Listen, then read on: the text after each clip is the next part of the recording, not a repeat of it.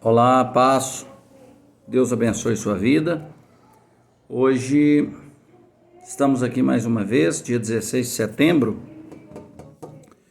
para falar sobre um tema muito importante, aproveitando o Setembro Amarelo, que é o tema sobre suicídio.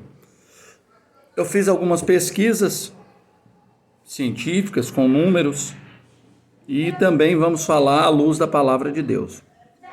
Peço a você que está acostumado com esses vídeos fast food, a gente anda correndo demais, né, muito rápido, e você não conseguir, você não tem interesse, não tem problema, não assista. Realmente, esses vídeos têm como objetivo o ensinamento da palavra de Deus, à luz da palavra de Deus. Amém? Então, eu fui pesquisar sobre os números, enfim, sobre tudo que acontece nesse mundo do suicídio. É um quadro muito mais grave do que a gente imagina. Eu peguei alguns números e algumas informações no Wikipedia. Diz assim: os métodos de suicídio são comuns, diferente de país para país, e estão em parte relacionados com a disponibilidade de meios. Os mais utilizados é enforcamento, envenenamento por pesticida e recurso a armas de fogo. Isso é dados concretos, tá? Em 2015, suicidaram-se em todo o mundo 828 mil pessoas. Quase 1 milhão de pessoas suicidou no mundo, segundo os dados do Wikipedia, em 2015. Sendo que em 1990 havia tido 712, ou seja, teve um aumento. Em 2015, suicídio foi a 10ª principal causa de morte em todo o mundo. Suicídio é a causa de 0,5% das mortes. Em cada 12 anos, em cada ano, 12 em cada 100 mil pessoas morrem por suicídio. 3/4 dos suicídios ocorrem nos países em desenvolvimento, os países com mais uso tecnológico, com maior desenvolvimento comercial e sucessivamente. As taxas de suicídios consumados são geralmente mais elevadas nos homens do que nas mulheres. Eles explicam porque os homens já vão de uma forma mais direta, arma de fogo, enforcamento, enquanto as mulheres, a maioria, usa remédios, né?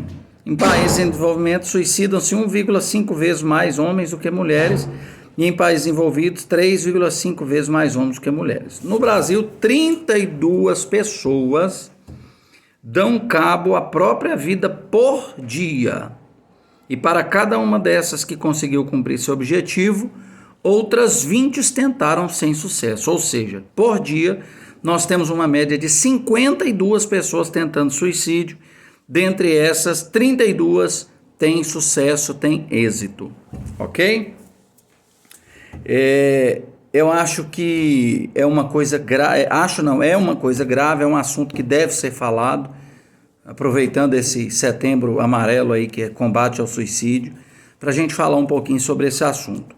Quais são os fatores de risco no suicídio, né? Nós sabemos que é doença mental, tentativas anteriores, né, de autoagressão, mutilação, essas coisas. Aproximadamente 20% dos suicídios tiveram uma tentativa anterior, ou seja, a pessoa que teve uma tentativa deve se observar muito ela. E dos que tentaram suicídio, 1% completa o suicídio dentro de um ano. E mais de 5% morre por suicídio em 10 anos. Ou seja, o pensamento suicida é algo muito forte, é algo muito latente dentro da pessoa e requer uma atenção muito grande.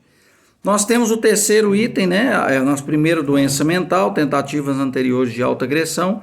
Terceiro item, abuso de substâncias. Aproximadamente 20% do suicídio tiveram uma tentativa anterior. E dos que tentaram... enquanto pessoas com histórico de abuso de drogas têm mais de 50 vezes mais probabilidade de tentar suicídio do que os nunca usaram, mais de 40% dos suicidas têm história de abuso de álcool ou substâncias. Então também é algo que leva ao suicídio, é um dos principais, por assim dizer. A questão familiar, a questão social também é um dos motivos, né? Questão de problemas familiares, problemas amorosos, problemas financeiros, toda a ordem social, né? Uma pessoa que tem uma vida elevada financeiramente, ele, como diz no nosso português, ele quebra, né? Tem pessoas que entram em colapso, em desespero e tiram a própria vida. A questão do bullying também hoje é uma coisa muito presente, né? O desprezo, o menosprezo pelas pessoas. Então tudo isso é muito perigoso. São motivos aí dentro da ciência. Aí nós temos dentro das doenças mentais a depressão, o transtorno de ansiedade generalizada, o bipolarismo, dentre as grandes causadoras a depressão, tá certo? Mas vamos ver à luz da palavra de Deus. Um dos 10 mandamentos dados por Deus é não matarás. Esse é o texto que eu quero pegar como referência. E aqui longe de mim esse vídeo está criando qualquer tipo de julgamento. Na verdade, esse vídeo é tentando ajudar, primeiro no esclarecimento maior um pouco do assunto, que a gente vê muito falar, mas a gente não vê esses números, a gente não sabe, pra você ter ideia. Hoje 52 pessoas estão tentando tirar a vida no Brasil. Isso é uma média. Então é muito preocupante. Eu sou pastor de uma igreja de 120 pessoas, 140 pessoas, ou seja, quase a metade. Amigos, pessoas, pastores, líderes religiosos têm tirado a sua vida nos últimos dias. Então é um assunto que tem tido muita relevância. Então, dentro desse assunto não matará, significa que nós não devemos pôr fim a nenhuma vida, seja dos outros ou a nossa própria. Quando os mandamentos dizem não matarás, está dizendo tanto ao próximo como a mim mesmo. Deus é o autor da vida e por isso só Ele tem autoridade para decidir se a gente vive ou se a gente morre, quando isso deve terminar.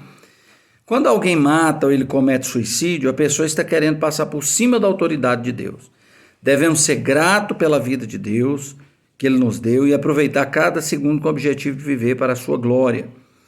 E aí nós temos lá essa prova bíblica em Gênesis 2:7, que a Bíblia diz que Deus formou o homem do pó da terra e lhe soprou nas narinas o fôlego de vida e o homem passou a ser alma vivente. Por isso, renunciar à vida é renunciar o maior dom que o Criador nos deu. Isso à luz da Bíblia agora nós estamos falando, ok? Nós precisamos abrir o jogo. Suicídio é pecado. Suicídio é pecado. Embora a Bíblia não fale claramente, da questão do suicídio, ela diz que matar é pecado. Na verdade, não importa quem ele é um dos crimes mais graves contra a humanidade, é uma aberta violação contra o sexto mandamento de Deus, tá certo? Pois o homem foi feito para viver e não para morrer. Deus deu a vida para o homem para ele viver. O suicídio é um crime tão grave quanto o homicídio por assassinato, pois quando alguém por vontade própria tenta tirar a sua vida, está destruindo em si a imagem do Criador, doador da vida. Então, quando nós falamos sobre essa questão do suicídio à luz da Bíblia, nós precisamos ser sinceros que realmente é um pecado, o pecado de não matarás, é tirar a sua própria vida.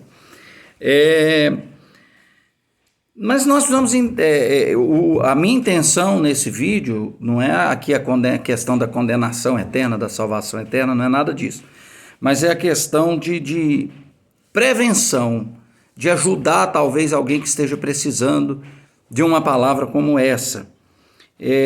Nós precisamos entender que pessoas na Bíblia também passaram por dificuldades, por momentos difíceis, e muitos deles pediram a morte. Nós temos aí Elias, que pediu a morte para o Senhor, nós temos Moisés, nós temos Jó. Ele foi tão profundo que olha o que ele fala: por que não morri eu na madre, por que não expirei ao sair dela? Porque já agora repousaria tranquilo, dormiria, então haveria para mim descanso. Aí você pode ler todo o capítulo número 3 lá, que você vai ver o momento de aflição que Jó estava vivendo pela perda dos seus bens e dos seus filhos.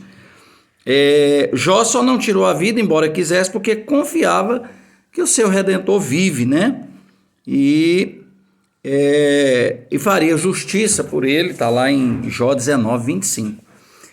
Eu já pedi a morte para Deus, num momento muito difícil da minha vida, em momentos complicados.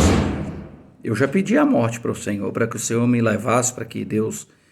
E já até pensei em suicídio, eu não me envergonho de falar sobre isso, porque é uma coisa que eu superei, que foi a depressão, o transtorno de ansiedade generalizado e o transtorno pós-traumático. Então, eu vivi isso, eu posso falar isso porque eu vivi.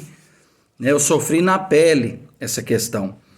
Então, a pessoa que ela sofre por alguma questão, ela não é pior do que ninguém. Eu quero dizer que você não é pior porque você está sofrendo, porque você não vê mais esperança em nada, porque você não vê mais saída em nada. Grandes homens da Bíblia também viveram momentos como esse, talvez que você esteja vivendo. Segundo lugar, as angústias fazem parte da vida. não é porque vai acabar, não está acabando. A angústia faz parte da vida. Jesus disse em João 16:33 o seguinte: eu disse essas coisas para que em mim vocês tenham paz. Nesse mundo vocês terão aflição, contudo tenham bom ânimo. Eu venci o mundo. Jesus também foi angustiado nesse mundo.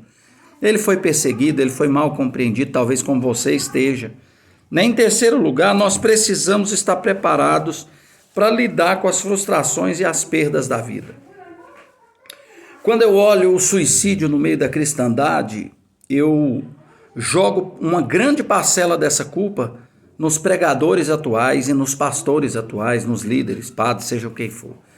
Porque nós entramos em um evangelho hoje que é o evangelho da vitória.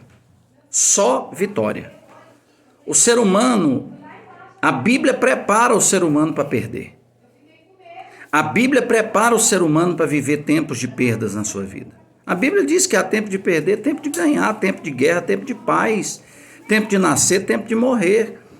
O grande problema é que nós estamos vivendo um falso evangelho, na maioria das vezes, que promete coisas para as pessoas que Jesus nunca falou sobre elas. Você passa aí na rua e está lá uma faixa: pare de sofrer. Qual o dia que o ser humano vai parar de sofrer nessa vida?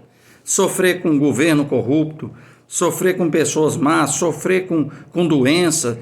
Meu irmão, a vida é cheia de angústia, mas Jesus disse assim: tem de bom ânimo, eu venci o mundo. Eu venci o sistema, né? Eu consegui chegar até o final. Paulo também disse isso, né? Eu combati o bom combate, eu acabei a carreira, mas eu guardei a fé. Ele estava dizendo: eu combati o bom combate, eu combati as aflições, as angústias, os desânimos. Ok? Então eu culpo esse povo porque esse povo não fala. Eu vejo pregações aí que dá nojo, dá vontade de vomitar. Por quê? Porque o evangelho não está sendo pregado como ele deveria. O ser humano não está sendo preparado para viver, para vencer as angústias. O cara vai na igreja e diz que é só vitória, que tudo é vitória, que a vitória vai chegar. E aí ele está vivendo naquele momento imediatista. E aí, na maioria das vezes, são igrejas que não têm aconselhamento pastoral, não têm aconselhamento psicológico, né? Não tem aquela conversa de olho no olho, de gabinete mesmo, de ajuda pessoal, de departamento de casais, de PGI, que são os pequenos grupos de integração, onde os líderes estão mais perto. E aí a pessoa vai ouvindo aquilo e as coisas não acontecem daí a pouco. E isso até mesmo, né, pastores frustrados, porque a igreja não aconteceu como ele queria, a igreja não reagiu como ele queria, líderes, porque os liderados não reagiram, o crescimento não veio, e aí problema financeiro às vezes, e junta tudo, enfim. Isso se dá principalmente à não pregação do evangelho genuíno de Cristo. Porque o evangelho genuíno de Cristo traz salvação para a alma do homem, libertação para a alma do homem. No mundo tereis aflição. Jesus não mentiu. Ele não tirou essa parte difícil da vida, mas ele diz: tem de bom ânimo. Ok? Então nós precisamos estar preparados para lidar com as frustrações, com o casamento que às vezes acaba, o cara vai embora e te deixa, ou a mulher vai embora por outro e te deixa. Você precisa estar preparado talvez para perder dinheiro que você não estava preparado para perder ou não estava esperando. Nós precisamos estar preparados para as perdas, porque a vida não é só de ganho. A vida não é só de alegria, tem momentos difíceis, momentos de morte, né? Quarto lugar, o conselho que eu dou para você que tem pensamento suicida, que está passando um momento difícil: se entregue ao Senhor. A Bíblia diz, Salmo 37, entregue o seu caminho ao Senhor, confia nele e o mais ele fará pela sua vida. Então se entregue a Cristo. Na maioria das vezes o suicídio é uma voz diabólica. Eu falo porque eu já senti essa vontade e uma voz que dizia: se mata, joga esse carro no precipício. Isso não é uma voz divina, não é o autor da criação que está falando isso. Então o combate espiritual, você se combate ele espiritualmente. Então, para a gente vencer espiritualmente, nós temos que entregar a nossa vida a Jesus, que é aquele quem luta pela gente, quem salva a nossa vida, quem liberta a nossa vida. Então se entregue a Jesus, se entregue ao Senhor. Quinto lugar, confia no Senhor. Quando você entrega, né? Entregue o seu caminho ao Senhor, confia nele e o mais ele fará. Se você ler os Salmos, vai ser de pessoas chorando, pessoas sofrendo, pessoas em extrema dificuldade, mas pessoas que se entregaram a Deus e Deus cuidou delas. E no final Deus deu a saída, o livramento. Né? O Josué 1 diz assim, 9, confia no Senhor. Não fui eu que ordenei a você, seja forte e corajoso, não se apavore nem desanime, pois o Senhor seu Deus estará com você por onde você andar. Salmos 46, 1, 3 diz, Deus é o nosso refúgio e fortaleza, socorro bem presente na adversidade, por isso não temeremos ainda que a terra trema e os montes afundem no coração do mar, ainda que estronda as águas turbulentas e os montes sejam sacudidos pela sua fúria. Salmo 9:10 diz assim, os que conhecem o teu nome confiam em ti, pois tu, Senhor, jamais abandona os que te buscam. Então eu quero hoje, baseado em todos esses dados, em tudo que nós falamos aqui, uma palavra bem simples, eu quero deixar essa palavra para você, não desista da vida, não desista daquilo que Deus tem para você, dos sonhos de Deus para a sua vida, dos planos de Deus para a sua vida, não dê cabo da sua vida, não se entregue, procure ajuda, procure um psicólogo, procure ajuda espiritual acima de tudo, alguém, procure um lugar de refúgio, né? Alguém que procure sua família. Ah, pastor, mas a minha família é ruim. Tem alguém que gosta de você, tem alguém que se preocupa com você, se esconda, né, debaixo de alguém, fala, olha, eu não estou dando conta, eu estou com vontade de morrer, eu estou com vontade de tirar minha vida, me ajuda a sair de dentro desse buraco, não se esconda, tome cuidado com seus pensamentos, quando vier pensamentos ruins, liga para alguém, vai na casa de alguém, procure uma igreja, né, evangélica perto da sua casa, liga para alguém, liga para um pastor, para alguém, para um amigo, né, para alguém de confiança, mas não faça isso com a sua vida. Eu falo porque eu já vivi, hoje Deus me fez dar a volta por cima, hoje eu tenho uma vida estruturada pela graça de Deus, tanto espiritualmente como na família, enfim, todas as áreas, porque Deus me deu livramento, Deus foi comigo, Deus abençoou minha vida. Por quê? Porque a cada dia eu me entreguei a Ele, eu confiei no seu poder, eu confiei na sua providência, eu confiei na sua palavra. Amém? Isso aqui é o evangelho genuíno. Você não está isento de provações, de lutas, de angústias. Suporte esses momentos, peça ajuda, não cometa nenhuma loucura, porque Jesus te ama muito. E a minha oração, a minha ministração sobre a sua vida é que Deus venha te dar força, que Deus venha te dar coragem, que você venha vencer este mal em nome de Jesus. Tem gente que fala, procurar psicólogo, psiquiatra é do diabo. Não é.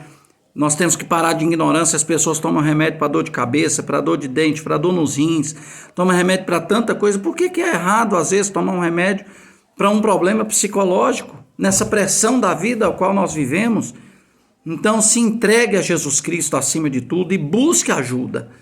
Busque a ajuda de um profissional, claro, dentro dos parâmetros morais, bíblicos, né? Procure ajuda pastoral, procure lá a minha igreja, Sadel Setoleste aqui em Lusiana, nós temos aconselhamento pastoral toda semana, vamos começar com um aconselhamento psicológico muito em breve, ok? Então, por favor, não faça isso com a sua vida. A sua vida, você é imagem e semelhança de Deus, você é especial para o Senhor. Jesus te ama, Jesus te deseja, Ele morreu na cruz para salvar a sua vida.